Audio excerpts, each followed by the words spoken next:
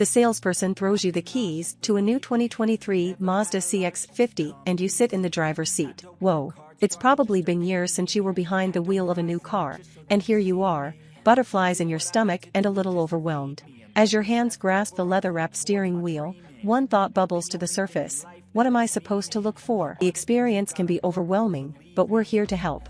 We've spent thousands of miles driving our year-long 2023 CX-50 2.5T and plenty more with the standard engine CX-50, too. Spending so much time with these SUVs gives us a unique perspective, and we have a good idea of what they offer. Here are 5 things to consider on a CX-50 test drive. 1. Connect and use the dial. If it seems strange that we're starting a driving-focused review with your smartphone, let us explain. The goal is to make this time as close to your routine as possible. So if you are a regular user of Apple CarPlay or Android Auto, after you adjust the seat and mirrors, connect your phone to the car. The 2023 CX-50 has standard wireless Apple CarPlay and Android Auto, as well as a 10.3-inch touchscreen on all but the base trim. That's a great start, and it means you don't need to upgrade to a higher level trim to get good tech. Consider 2 things: how the infotainment system operates, and the screen's positioning. Although the phone mirroring features can operate via touch, the rotating infotainment dial is more conveniently placed about where your hand falls. Can you see yourself switching from the music screen to the map screen easily? We've found that with a little practice, using the dial is easier than touch screens. When you're in motion, touch screens are more prone to inaccuracy.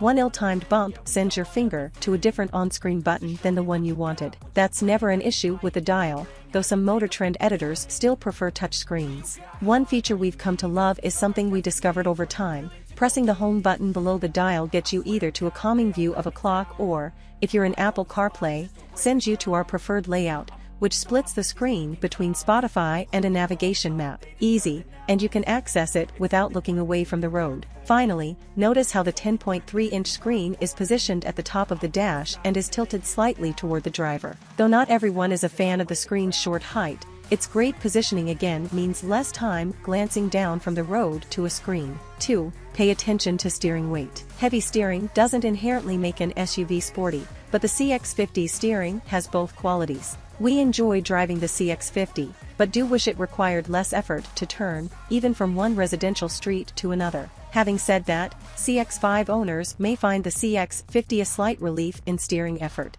Also, in the CX-50's case, this editor found the communicative steering to be exactly what was needed to feel confident in any maneuver. This is another one of those situations where the CX-50 divides the Motor Trend staff. In any case, if you start wondering whether the CX-50 feels heavier to turn than your car, it may not be you. 3. Suspension harshness. The best sports sedans communicate what's happening on the road, but not so much that every trip becomes an exhausting chore where you feel every bump. Because the CX-50 wears a Mazda badge, it should come as little surprise that the compact SUV is tuned toward sportiness. If you want a cushier suspension, get a Subaru Forester. But you don't want that boxy Subaru, you're interested in a Mazda because the CX-50 speaks to you. Unfortunately, the CX-50's ride on available 20-inch wheels is firm, so make sure you can live with the suspension tuning. If you aren't sure after a test drive or 2, try a CX-50 with its standard 17ths or the Meridian trim and its 18ths. Though we prefer how the CX-50 looks on its available 20-inch wheels,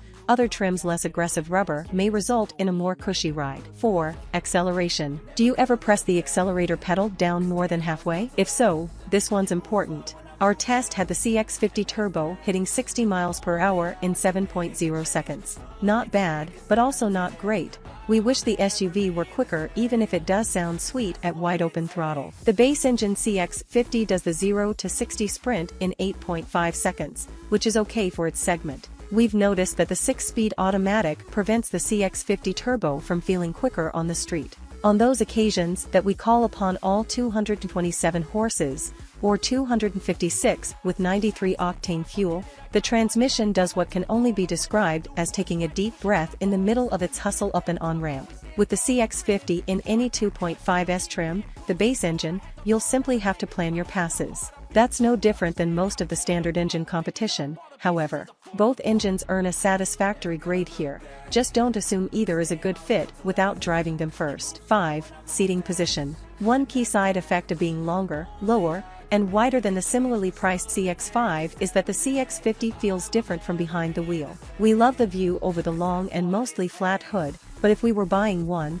we'd need to think hard about whether we were okay with the lower seating position. If sitting high up is a main reason for wanting a new SUV, well, the CX-50 may not be for you. Sure, it's higher than a car, but it also feels lower than many other SUVs. Part of what makes the CX-50 appealing is that it's not for everyone. This isn't an every person's SUV like the Honda CR-V.